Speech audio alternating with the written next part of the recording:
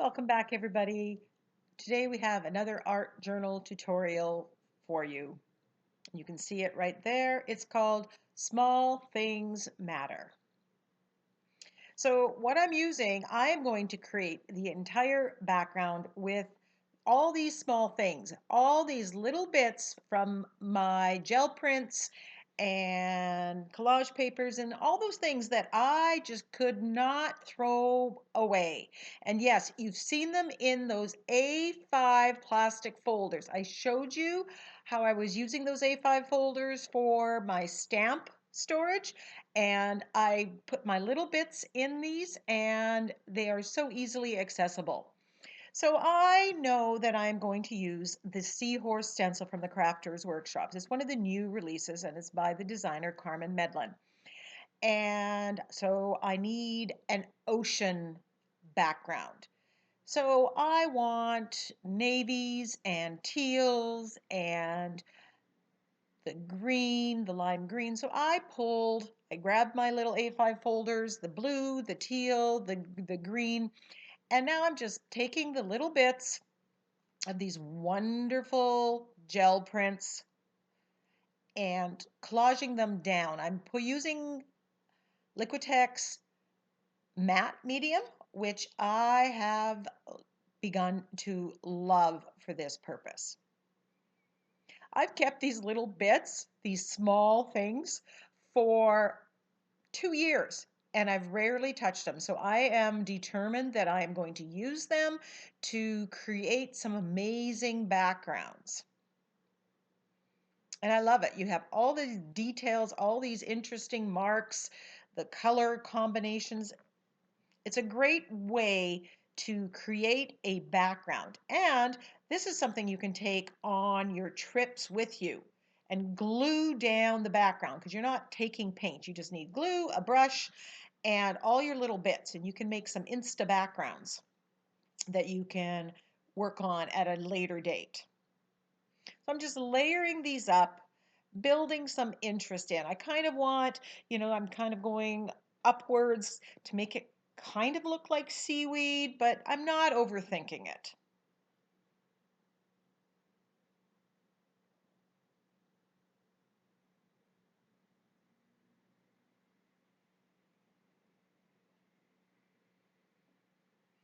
So just grabbing more, and my goal is to cover every bit of it. I don't want to have to come back and paint. Sometimes I've collage papers down and I leave some white space and I come back and I put some paint there. For this, I wanted the complete thing. And it's amazing with these little bits of gel prints, because you look at something and you think, oh, it's nothing much. But when you've collaged it all down with other ones and ripped it into pieces, oh, something magical happens. I'm just making sure that everything is nicely adhered.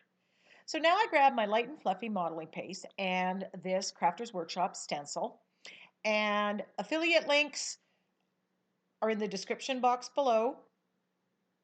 If you shop through my links, Amazon or the Crafters Workshop one, I do get a commission, full disclosure there, but it does not cost you more.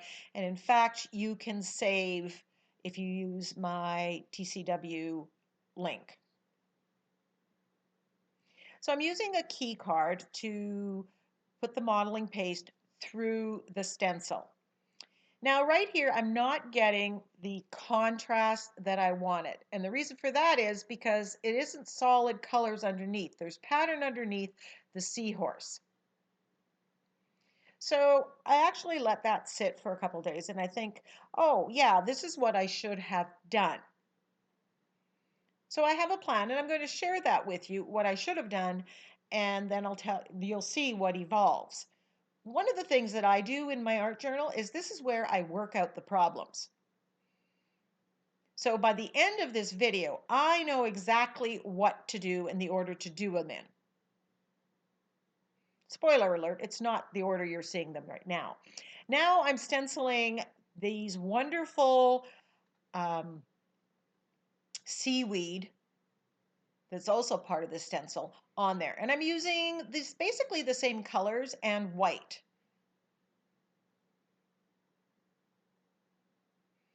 I just want to build some interest in the background. I want this to look like the bottom of the ocean where the seahorses would be hanging out.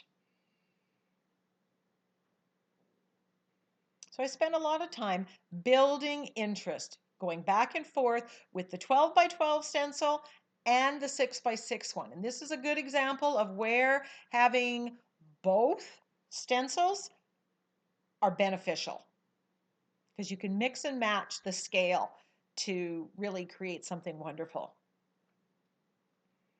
So my thought process here was I want this seahorse to be on top of or in front of the seaweed here. Now, because I didn't get enough contrast on that one, I am taking a sponge and very lightly making the area that the seahorse is going to be darker blue. So I get that contrast when I put the modeling paste on. And I could have done that or should have done that with the other seahorse. So when I do put the modeling paste, and you see me doing that right now, you can see, hopefully, that there's more contrast on that one. Now, I still have the other one to deal with. So I decide that I am going to do a glaze with the Prussian blue over all of it, and then I'm going to put the stencil back on. So that's what you see me doing. I mix the Prussian blue with the glazing medium from Golden, and I'm putting it on, and then you're going to see me wiping it off. Now, I decide, you know what? Since this seahorse is, I want them to look the same, and if it's not going to be as white as this one, I want them to match. So I cover it up without remembering that that modeling paste wasn't quite dry. So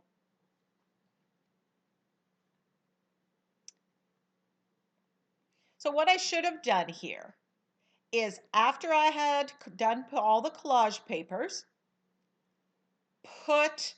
do the glaze then.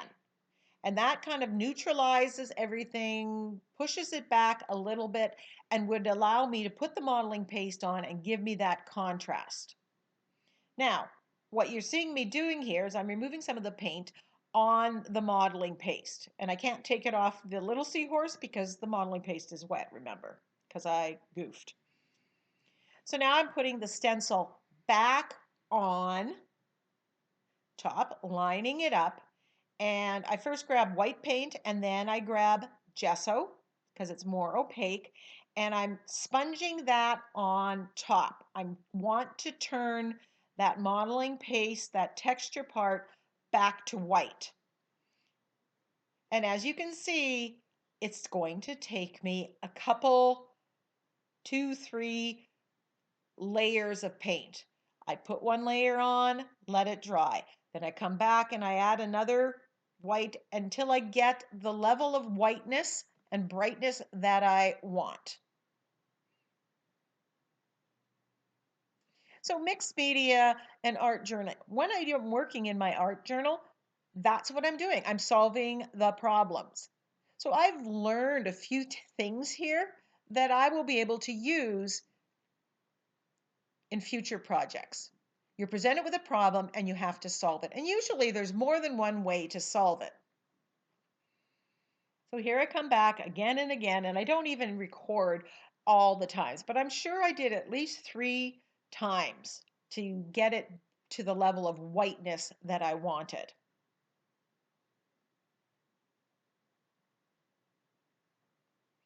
And I do the same thing with the littler seahorse.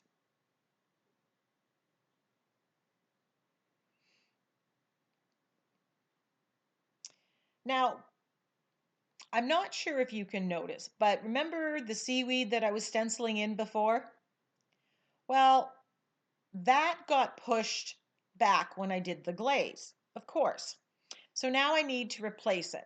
And at this point, I'm going, well, this isn't the case of just the seaweed is at the bottom. The seahorse are at the bottom of the ocean, and it's all seaweed. So I want the seaweed to go everywhere that the seahorse isn't. So here's where I decided that if I was doing this again, I would collage the papers down, do a wash, stencil all the seaweed in, Then use the modeling paste and put the seahorses in.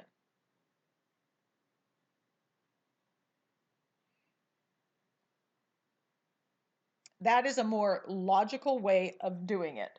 So collage the background with the papers, do a glaze of blue, stencil all the seaweed across the whole page so you're not having to go around the modeling paste, and then put the modeling paste on. So now you guys can go do this or something similar with your stencil or whatever project you're doing and not make the same mistakes that I did. And when I do this as a canvas or on a cradled board, which I will because I absolutely love it, I will follow those steps.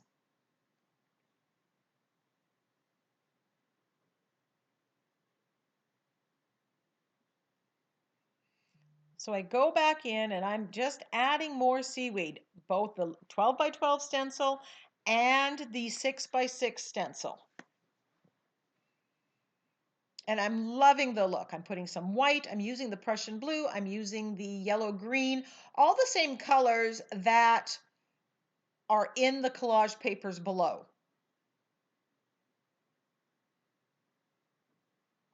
Now, those the seaweed stencils, those you're going to see me using that when I do flowers because it's great foliage stencils. So this stencil is not limited to just a sea themed project. So you're getting a lot of bang for your buck because I love those fronds. They're going to look very, very nice in a flower arrangement.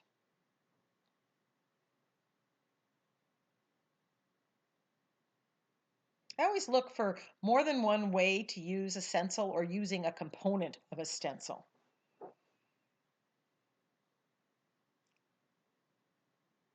So I decide to try to put some bubble wrap in there to make some bubbles. And I decide that I don't want to do that. I didn't like the look. I have this love-hate thing with bubble wrap. I like it when I see other people doing it. Love it, in fact, and hate it when I do it. Now I'm just edging it with the Prussian blue. And then I'm going to come back and I'm going to do the floating acrylic way around and edge it with the Prussian blue as well, just to get a little bit more.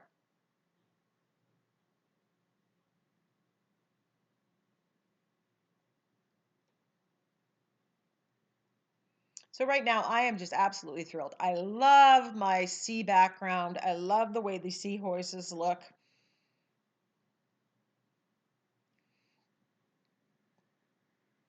Then I take my makeup sponges that I did all the stenciling with. I spray my Murphy's oil soap on it and I throw them in the water to soak. And then you can use them again and again and again. So I'm looking at it, I'm going, before I put the sentiment on, I grab some silver paint. Now this is some metallic silver that I have in a craft paint. And one of my goals is to use the stuff up because I don't want to have 5 different types of paint. I'd be perfectly happy with my Liquitex basics. So I don't need to have it. So I need to start using up those little bottles. And I'm splattering with silver. So I have leftover silver, so I grab a couple gel prints, a couple things that I've got going on, and I splatter them as well. Use up the paint that you have. Don't waste it. So now I'm going to take off the edge. Nice clean edge. Now I printed out the couple sentiments. And yes, this is a cone coffee filter. And I will be doing a video showing you how to do that. I like the texture of these coffee filters when I collage with them. So I thought, why not print sentiments? So this is kind of the first try of that. And I thought, you know what? I'm going to put the saying, small things matter. It is the little things that matter.